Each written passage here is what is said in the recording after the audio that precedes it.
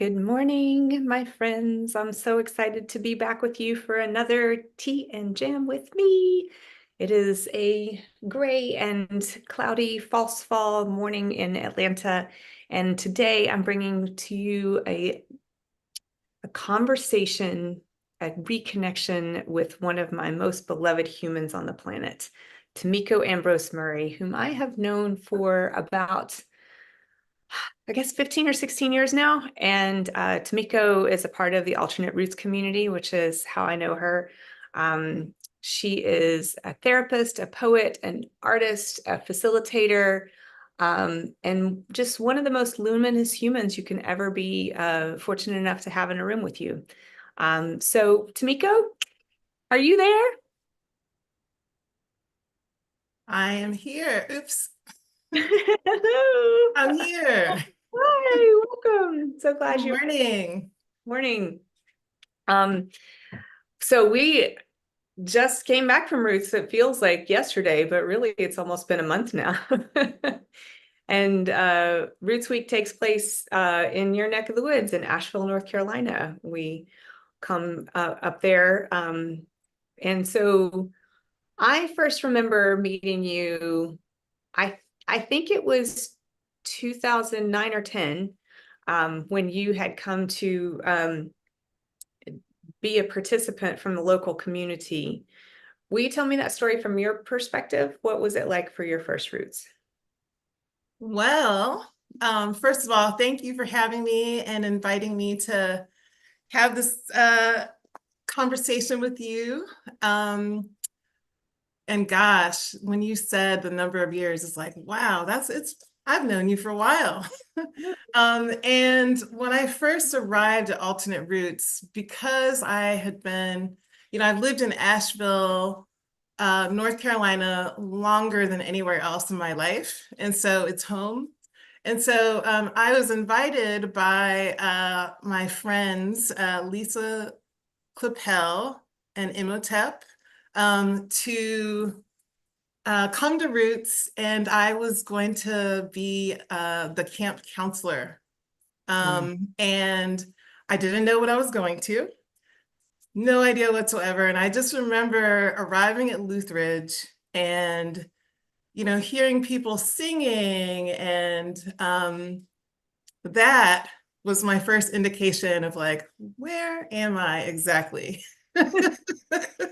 I was just like, oh, okay, I'll do a little side gig. And I Yeah. didn't know what I was actually coming into this community. And so because I arrived as the camp counselor, which the role is really to be there to support people, to listen, to hold healing space for folks who need it in any given moment. And so I had a really unique entry and hearing, like what's behind the curtains, individually and collectively. And so, yeah. And so the other thing I'll say about that was that I definitely had this feeling of like, what? This has been going on in my own community, my own backyard for how many years?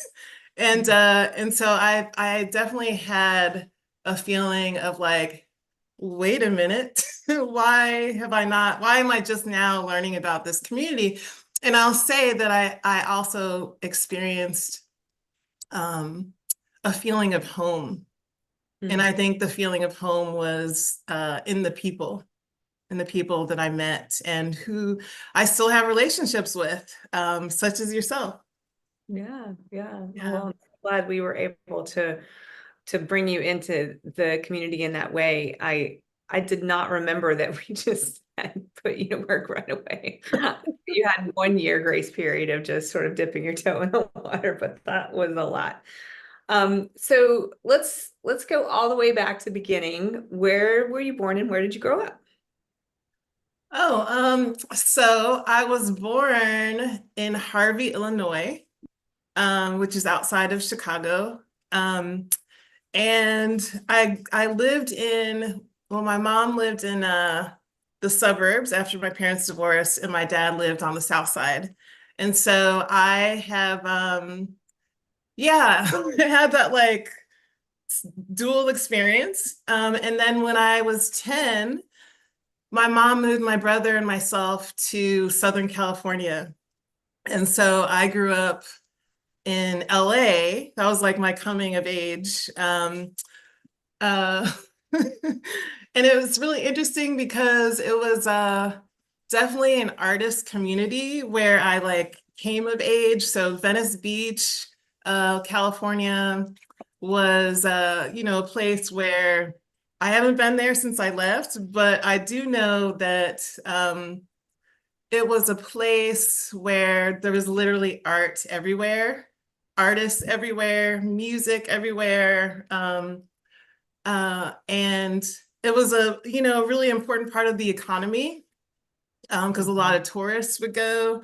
And so yeah, that was where I grew up. And there was a place called Van Gogh's Ear, and it was like a little coffee shop where there'd be like poetry and flash forward many years later, when I'm in Asheville, North Carolina as an adult, I would go to a place called Vincent's Ear. It took me a while to put that together. It's like, oh, here I am again. But yeah, so that was a really, yeah, that's um, my origin story. And I'll say that I had a really, I guess you'd say unconventional childhood also because I lived on my own from the age of like 14 and a half, 15. And so long story around that. But when I came to Asheville, I had never been to North Carolina before. And I basically, what I realized after living here for a while is that my people are from here, not Asheville, but from North Carolina. And so I think it's really interesting. It's like this other uh, you know, form of the Great Migration is like returning home to where my ancestors were. And so, yeah, so I claim the South. I feel more Southern than I feel anything else. And so, yeah, although, occasionally you'll hear me say like, Mhm. as I did in California, but I no longer say pop to Mm. describe soda. Can you talk about like a place where that returning to your roots, where that reconnecting with your ancestors has shown up in a sort of more concrete way? Was there a story that you found yourself connecting to, or Hmm. just a visceral experience that made you resonate? Yeah, so I think that, well, this is very interesting because one of my favorite authors is, and this is actually not about North Carolina, but I'll get there. But one of my ancestors was, her name was Teresa Clayton, and she was a maid for her entire life, like did day work. And I remember spending a lot of my summers in Florida, and it was in what they call Black Winter Park. And Black Winter Park is like sister town to Eatonville.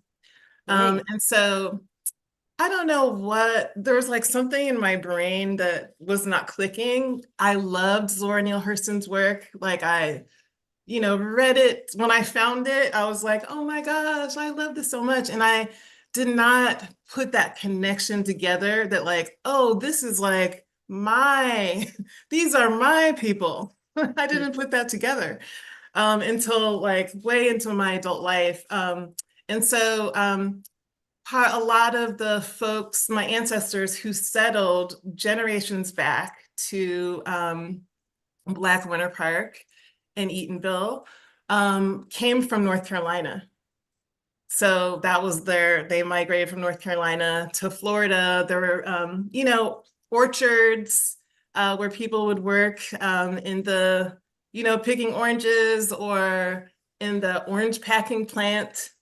And then also, as I said, like doing day work, and a lot of people, rich folks, rich white folks would come down to this area and hire folks like my great grandparents. And so as I was learning more about that history, that's when I realized, oh, like they actually originated from North Carolina. So yeah, and actually, I have to say, I was serving on the executive committee for Roots at the time, and we it was when Roots was going to be in Eatonville, Mhm. and I remember going into this, oh gosh, what's it called?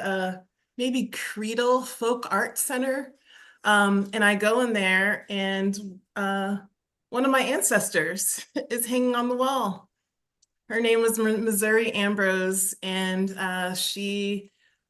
was in the 1800s, and she was one of the founders of a church in Winter Park that still stands called Mount Moriah. So, yeah, and I actually, one of my dear friends from Roots, Lauren Fitzgerald, her family is from the same place. And so like my great aunt who's in her 90s knows Lauren's people also. So we've talked a little bit about like, oh, we need to do some exploring together. Yeah. Wow. Wow. I feel the same about Zora Neale Hurston. I mean, let me not diminish that experience. That is a very visceral connection to the work. But I will say Their Eyes Were Watching God is the book that I've read the most in my life. And Yeah. I think the thing that's interesting about returning to work over the course of your life is that you find different things and you find how you've changed as you return to that work. Mhm. So the last time I read it, I was really responding to how having that story in my life at different phases in her sexual awakening and liberation is such an important part of that story. Sorry, a Mhm. little tangent there. Oh, Beautiful. there's so much in it. Yeah. And I have to tell, this is a little mystery, okay? So I think I had just published something like in an online literary magazine.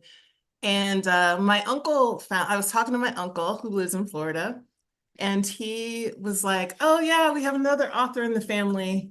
And I was like, what do you mean another author? And he was like, Zora.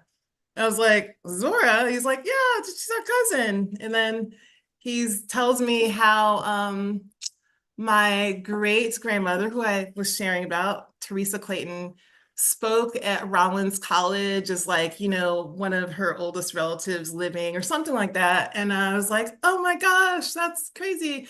And so I remember pulling over. I was on some road trip. I pulled over and I got into a phone booth and called my friend Elise, who's also a big fan of um, Zora Neale Hurston's. And I was like, you're not going to believe this. Zora Neale Hurston is my cousin. And I was like, I just blown Wow. away. Oh, wait.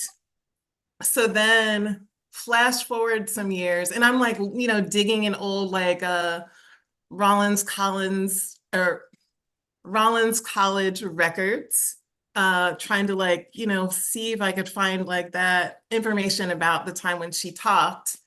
And anyway, so I never was able to find any information.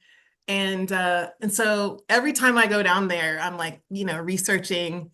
And I saw like, okay, I know this name. I know this is my blood relative on the church that Zora's father was the pastor. And anyway, fast forward, I talked to my uncle, maybe it was 3 years ago. And I was like, I've been trying to find out more info about Zora, and how our lineage and how we're connected. And he's like, I don't know what you're talking about. And I'm Oh, like, what are you talking about? I'm like, what? Like, I'm so confused. And so I've been, my aunt, my great aunt, I've been sharing about, who's in her 90s. She's like the last one alive. And she has like all these clippings, newspaper clippings from, so many years. And I'm like, is this our cousin? Is this our cousin? And she's like, I don't think so. So anyway, it was like it's a mystery to this day. Hmm. And I had a photograph of her on my altar, and I took it off because I was like, I guess I don't think she belongs here. And I was told by my uh spiritual godmother, who is like a seer. And she said, there's a photo of an ancestor that is like, on the floor, and you need to put it back on your altar. And I was like, oh, okay. What? Well, that's all the information I have. But anyway, like I still, the bloodline is not as important to me anymore. But what is important to me is just the deep legacy of like that is in my blood of Black Winter Park and Eatonville, and as it's like slipped away, and turned into coffee shops and um trolleys and tourist haunts, it has been like really devastating. But I also have like that to hold on to. um so yeah, that's a long and winding story of how Zora is almost my cousin, maybe. I'm still reeling with this seer person. Like, how could she know that? That's such a Yeah. goose pimple kind of, raised on your skin kind of feeling. That's amazing. Yeah, and actually her name is Rosie, and Rosie is a priestess. And the first time I ever met her was during my first roots.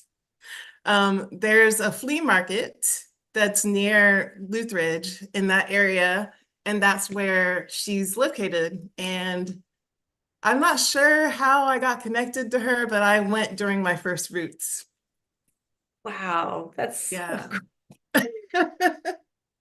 okay. So, so many places I want to take the conversation, but so you're a poet and a writer, and you spent a lot of time working in the schools in the Asheville area. Um, and you also were doing some work as a like counselor to people. And then a few years ago, you transformed all of that. And I love when I think about like this, the trajectory of your life, how you can take this impulse to like help people as, in their spiritual healing journey and their creativity. And then you morph that into this beautiful new practice as a facilitator of groups. Can you talk more about the work that you do today? Like, how does that manifest? And would you mind to sort of like do that in a more elegant way than I did of like how one thing leads to another? Yeah. So I I'm not very good with time. My brain doesn't work in a linear way like that. So some years back, I was trained as a teaching artist. And I I think that my quest to do that, to uh, be able to be a presence in the lives of youth, um, that I needed growing up as a young creative. And as I said, like raising myself as a child.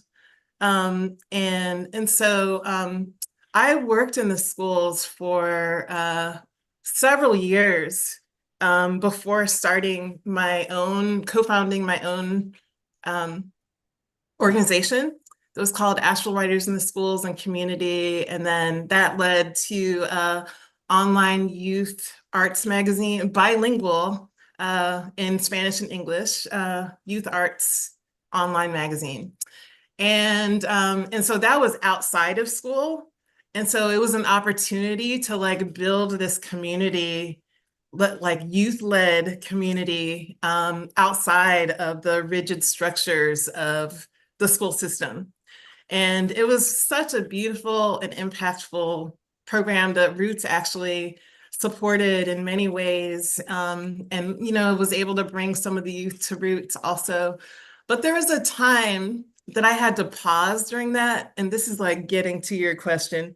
I had to pause because I was working with some youth that had some very intense mental health issues that were not and the environment was just not supportive of them. And just a lot of harm was being caused. And what I discovered about myself was that I was not only trying to rescue them, but I was also trying to rescue myself, like trying to rescue my childhood self.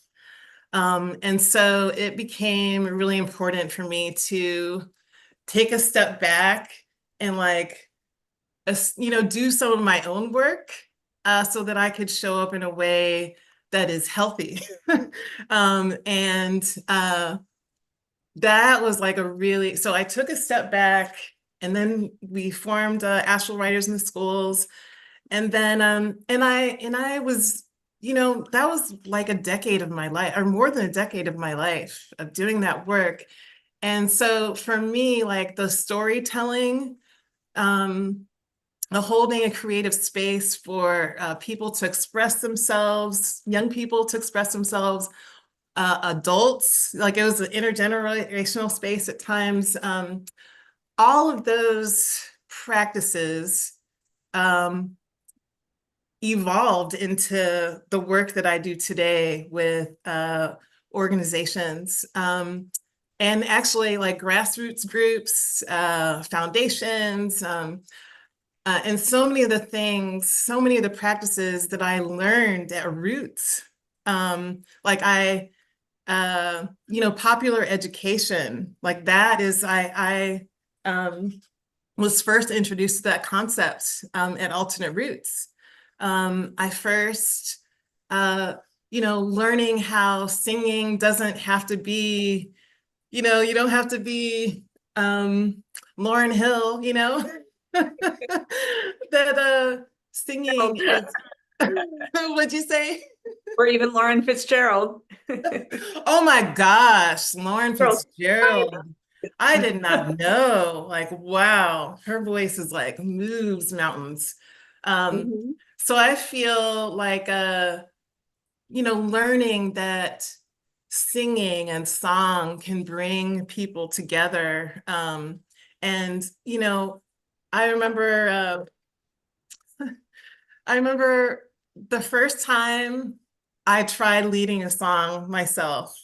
And I was actually in Southern California, and it was this group called Black Child Legacy Campaign. And it was this really, really powerful, it is this really powerful work, there's just a really astronomical number of youth deaths by, infant mortality rates to shootings, and the astronomical number of shootings of youth, and is in Sacramento.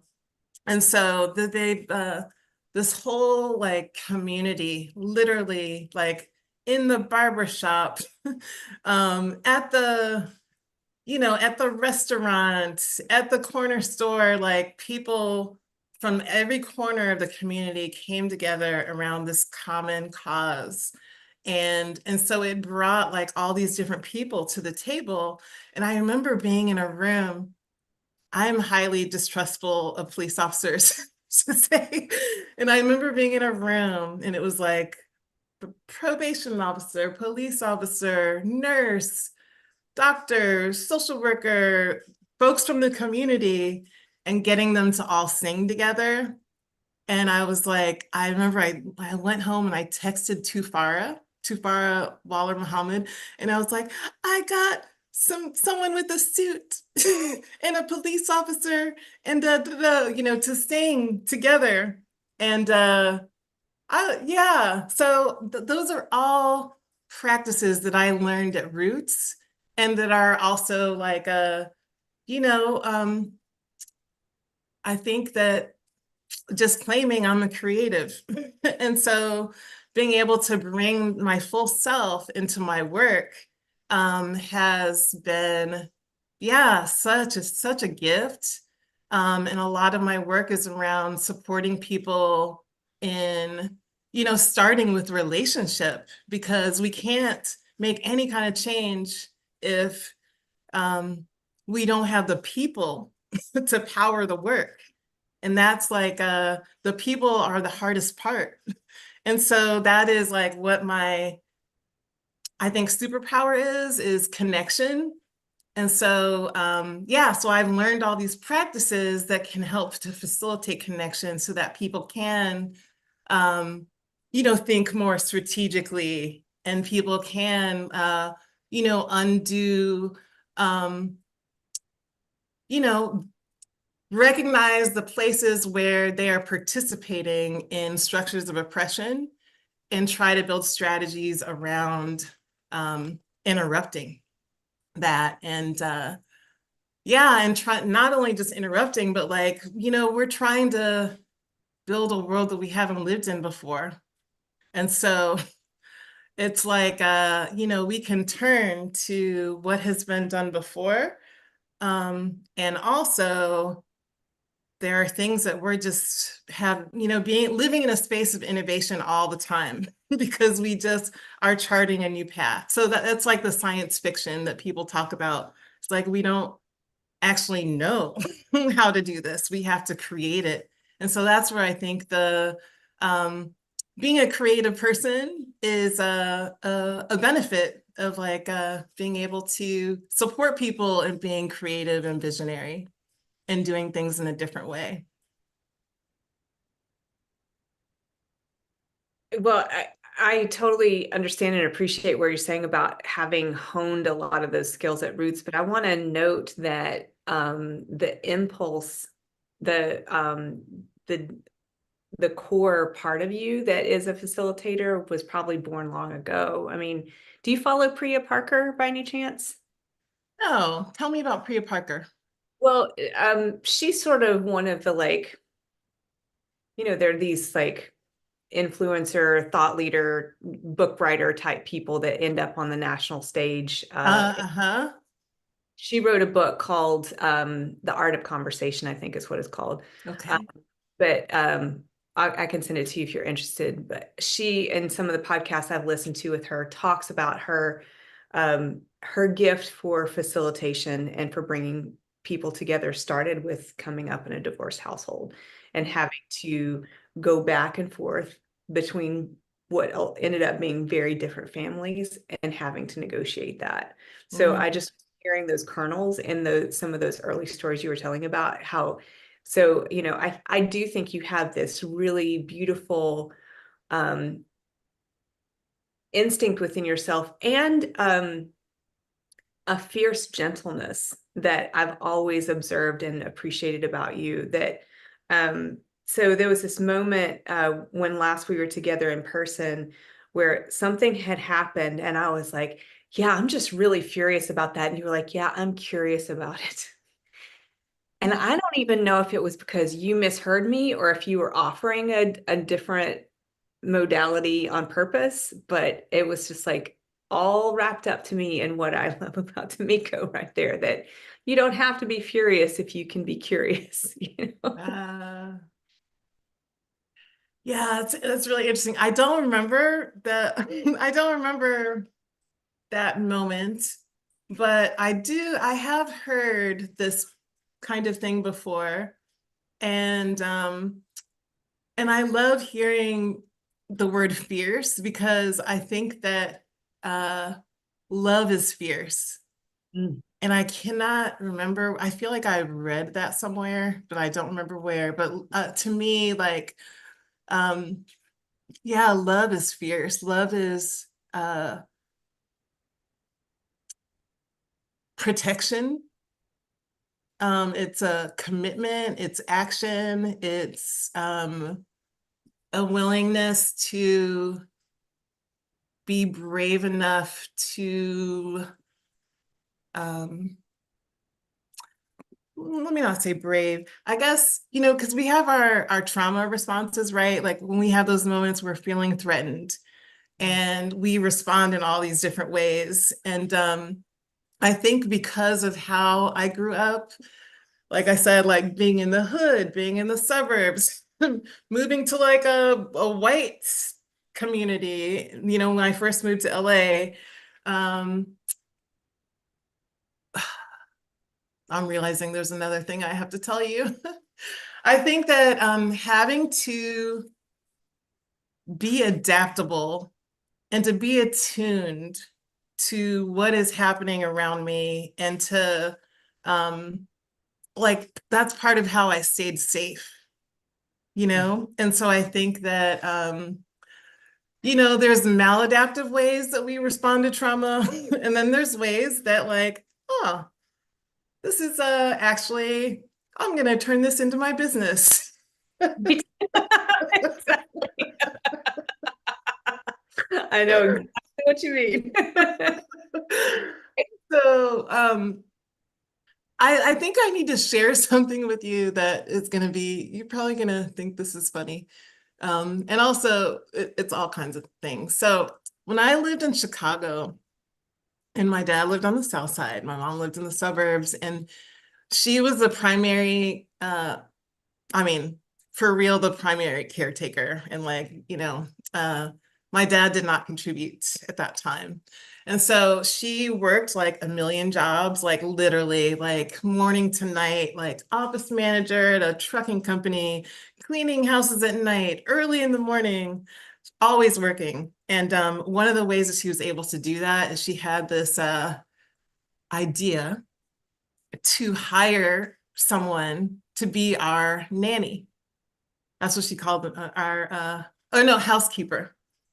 And so I was, from the time I was, I don't know, like maybe 5 or 6, till I was in middle school, that there was always someone who lived with us while my mom worked. And this was a woman who was usually, I mean, not usually, like they didn't have family that checked on them, like kind of, she paid them $25 a week and free room and board.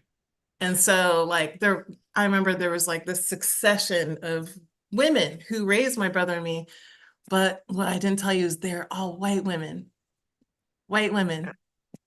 Yeah. Yeah. And Wow. so, and now I'm like, okay, I understand, like trying to flip power on its head. My mom was like hiring someone to clean for us while she went and cleaned toilets. And so like, and I remember like this woman, her name was Jane, and Jane was an elder. And she literally, I heard her talking about the colored family that she worked for, like on the phone. And I didn't, before I knew what colored meant. And so just imagining like what I ingested in my formative years um, and I did not even put this all together until my adulthood. It was like, whoa, that was a weird thing that just happened. And we, as a family have healed, done a lot of healing work together. Um, so I don't know why I went on that tangent. But I think it's something that is, a lot of the work I do is racial equity work. And so I think it explains my drive and curiosity to like unpack this like construct. And yeah, so I just wanted to share that. Oh man. Well, so thank you for that, bringing that context in, because I was really going to ask next, like, what does the work look like in the I mean, I always find it hard when people are like, what's a typical day for you? Like, that's no such thing. Yeah. But can you tell us sort of what a facilitator does and how does your work, like what kind of clients are you serving and how do you show up for them? Yeah. So I'll say that when I first started doing this work, I was mentored to do racial equity trainings. Um, and and in that racial equity trainings, there's a lot of storytelling and things that I really love to do, and have felt that it's healing work, um, where I know it can be work that is painful, but it is healing work. And so I also look at myself as a healer.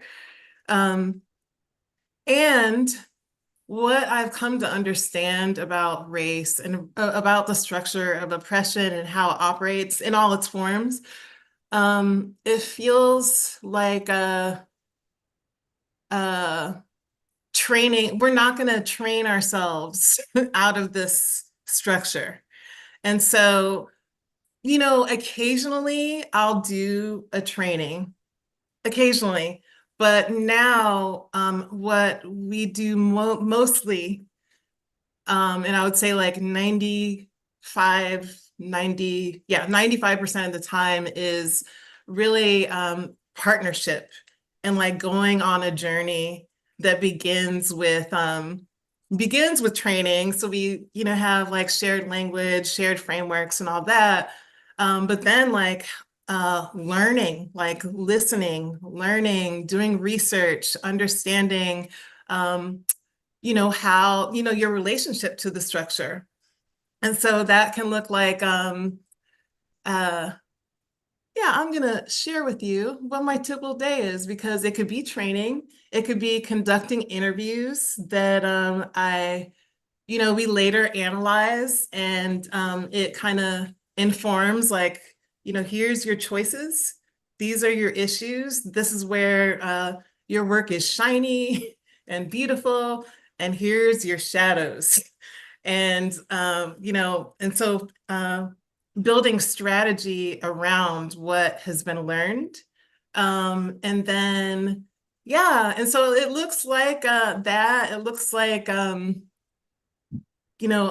do spend a lot of time on Zoom, especially since 2020. And I would say in the last year, we've been doing more in-person work, which is really lovely. And so getting to be around people who they just want, like they have a passion, they have a passion and a commitment. And, I really love when I have the opportunity to work with like grassroots groups and movement groups and folks who are like uh where the conversation can be at a deeper level because folks have been on the journey. And for example, today I'm doing some work, local work with folks who are working on food justice, and they're trying to create a board, like they're trying to interrupt this dynamic of we the we are giving you charity, we are giving you food, and then the people who are receiving, and they're trying to like interrupt that dynamic and have folks who are part of the community and eating together, having folks who are food insecure be on the board also. And so sometimes that might look like folks who are unhoused or, experiencing, some really basic survival challenges. And, how do you do that without tokenizing people?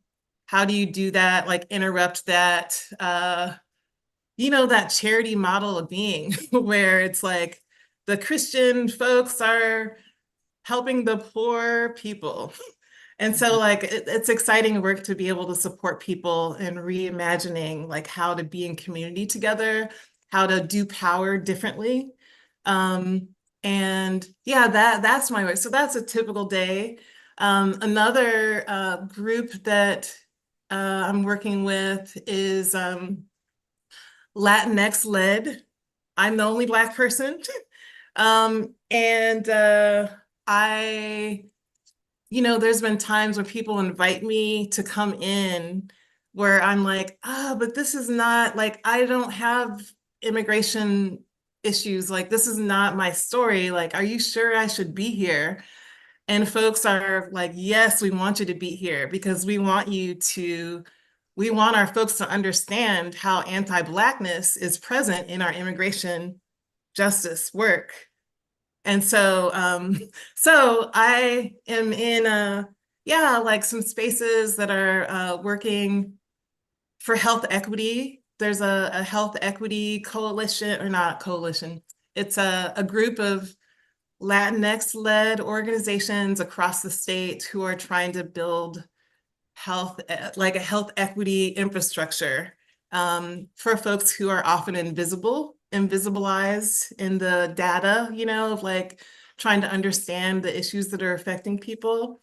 And so, yeah, so I say that to say on Saturday, there's a group who's part of that, an organization that's part of that group that is holding a festival, like a festival in, I guess it's like maybe 45 minutes away from me. And so I get to go do that and go build community with folks. So my days are, they're different all the time. Depends on who we're working with. But right now I would say food justice. Sometimes we work with farmers. Foundations, like it's a wide range of folks. And so people who have expertise in their area, and then we just come with the tools. But like I would say the last several years, I feel like health equity is really my heart work. And especially like in understanding how those systems impacted my own family. Part of the story of why I had to raise myself was my mom's health issues. And so the more I learn about how that system functioned and caused harm to my own family and my own communities, it has been, yeah, it just feels like hard work to learn more about it and to actually be in a place where I can, yeah, support people who are doing really transformational work and trying to do power differently. It's a little tricky sometimes with foundations because they have these like rigid structures. But yeah, like I'm very proud of the work that we've been doing. I feel really grateful and blessed. Wow. I just know the best humans in the world, you know?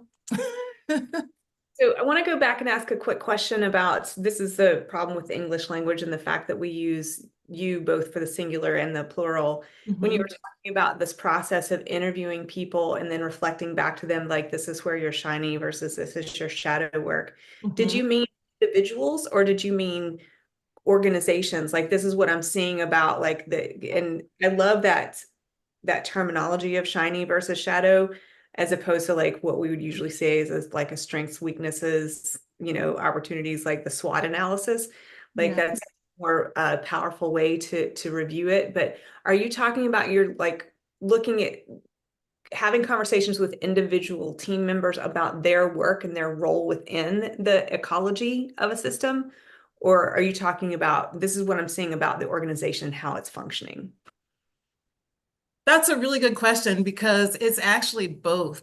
Nice. It's so, you know how like what is happening internally is often reflected in the external work, it's like you can't be doing that external work to try to transform the world and you're not doing your own work. And so when we interview people, we are trying to find discover what it is that their experience and perspective as a human and then also within their role at an organization. And so what we do really is we're like harnessing this collective narrative that that reflects back that people have their own work to do and that the organization has work to do as well. And so it's I have to say it is uh I have to be very careful because it can be exhausting work. It can be exhausting and taxing on my nervous system. And so I have to be very careful in like doing my own work and having my own boundaries and my own, uh, wellness practices so that I can be well while I'm doing this work. Yeah, For, holding the space for people to thrash around. I feel that so much as well as a storyteller and story coach. It's like there's some like really hard shit going on there, and it would be so Yeah. like absorb that and I have at times like been really bad about letting being too porous in that way. But I just wish that we could in a sci-fi world we would have so many Tamikos out there working especially in the organizations that are doing or trying to do good work, because I think that there are some really injured humans that are trying to do the good work, but they're continuing to cause harm to each other. And I think a lot of it is that because of capitalism and so many other forces, people are showing up not as their shiniest selves. I see all the time there are people who are just, it's so clear that this is not the job that you were meant to do in this world, and you're only having to do it because of so many different things. And I wish that everybody could have an organizational consultant like you helping to point the way towards some of those somewhat sometimes obvious epiphanies. Well, like my work wife, her name is Marisol Jimenez. One of my work wives, but my main work wife. We have to do our own work together as we're doing this work. And so that means that I might show up to a conversation and we have this like kind of this language that we use with each other now that's like, okay, I just need you to know my window of tolerance is like this today. And so I'm a little raw and I just need a little grace. And so being honest with each other about like what potentially might influence how we're showing up at any given moment, especially when things are fast and tight or there's deadlines. And that's a setup for not showing up for you as your best self, right? And so a lot of us are all walking around all the time with our where we're not positioned to be our best selves because of capitalism, because of the structure that runs us ragged, and that's part of its functioning is keeping us like that, so that we're operating in urgency and yeah. And so I feel like uh that is sometimes folks will reach out to us specifically about like conflict and we don't say like, oh, we transformative justice or we don't use that language. But we hold spaces for people. And one thing that I've observed is that it's just like that is the work. Like that is the work because if we are not able to heal our relationships or doesn't mean you have to be friends with everybody, but you have to figure out like how to work together. And so I've just seen so many yeah, I've seen some powerful work interrupted because of the relational stuff. So I do think also that when I so before we started, you saw me like I have my like little things, have my candle lit behind the screen. So those kinds of things like learning new ways of processing um, conflicts, trauma, all the things, like I feel so grateful to know that what I'm doing is encoding in my DNA for future generations, like how to do better. Because I shared earlier that my nuclear family has really been on a healing journey together. And which is like, I'm so grateful for that because I know not everyone has that opportunity. Um, but yeah, like it's for myself, it's for now, but it's also for the future, and healing from my ancestors. And so, yeah, I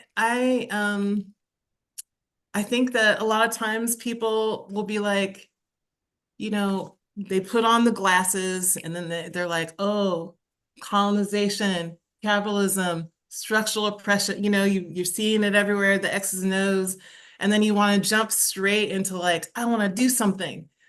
But if there's not those relationships and not there has to be a container to hold the struggle of that work. And so, um, yeah, so I think people are like, why, they could be like, why are we spending so much time telling stories? Or why are we singing so much? And, that's not things that people say to us, but I could imagine, um, in certain contexts, especially when you get in like these really formal settings where people are like, you have an altar? Like, what is that thing? Like an altar in the boardroom? Yes, we do. And we don't have to explain it. But uh, that's part of the work. It's not extra. It's like part of our work. It is. So, the reason why we're having these conversations, or I'm having these conversations while we're having this conversation, Yeah. is because I'm doing this project that you got to see me do the first bigger performance of, but it's a long-term journey about work and what we learn about Yeah. work. So I've developed these 4 tenets of passion, purpose, possibility, and power. Oh, nice. So those are sort of and I keep thinking about other words that could be a part of that framework, like play and Mm-hmm. potential and productivity. But I keep thinking it's maybe best to keep it simple at 4. Um, I love that.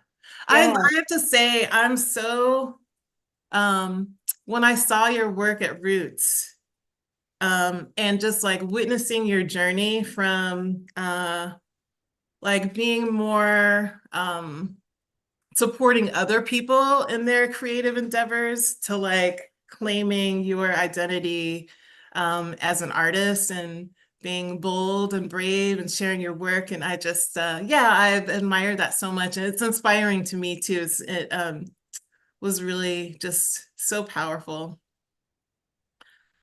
You. Thank you for saying that. You have been a part of that, that journey, and I really appreciate all of the encouragement along the way. I did used to just my first role at Roots was that I was the office intern for the summer when I was in grad school, and then, um, I was a member, and then I was on staff, and I used to run Roots Week. But all along the way, I would sort of like show up in these sort of shyer ways, trying to like dip my toe in the water by like reading at late night from my blog or something like that. Yeah. And you are someone who I've really looked to and admired, as well as someone who, was very clearly centrally located in her artist self, even if you didn't feel always as strong about it. I could sense that about you, was that it was a central part of your identity. Mm. And yeah, getting the chance to show up in such a big way with this performance this year was a big thing for me.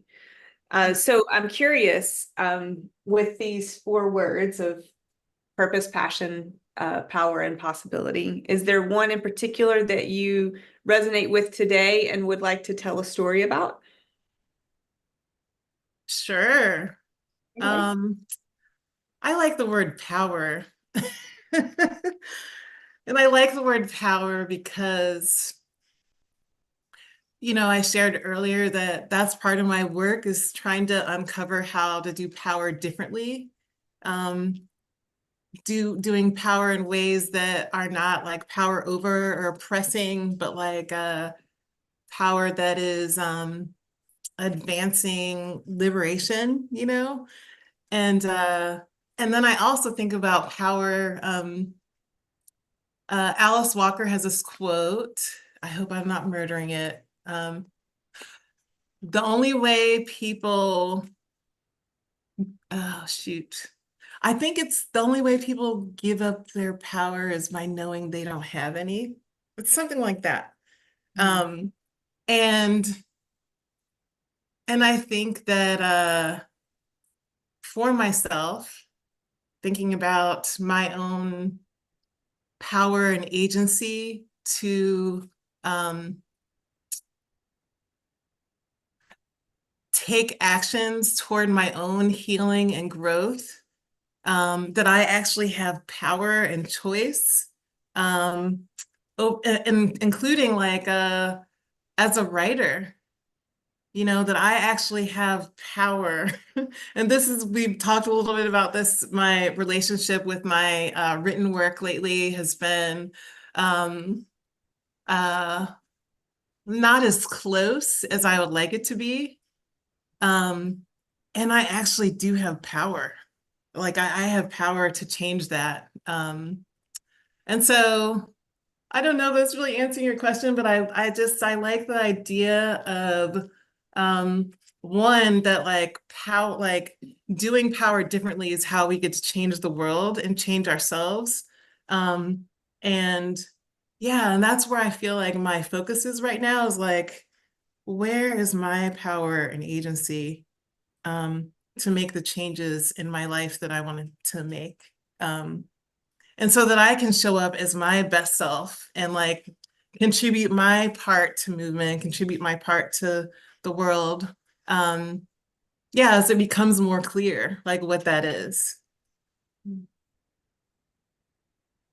What an interesting question for us to sort of leave the audience dangling with here at the top, bottom of the hour. Where is that for all of us? But I'll be curious as you continue to sit with that. I mean, I think of you as one of the just most powerful, bright lights in the world, and I thank you Oh, all of the leadership um, and creativity that you bring to the world. And we will be posting this conversation back online for folks to listen to and ponder in their hearts. And I want to thank you so much for your time today. It's been lovely reconnecting. yeah, thank you for the invitation to be on my first YouTube live and to be part of Tea and Jam, and just grateful for your place, the space you hold in the world. I'm grateful for our relationship. So. All right. Well, have a wonderful rest of your day. Thanks everyone for listening. Take care. Bye-bye.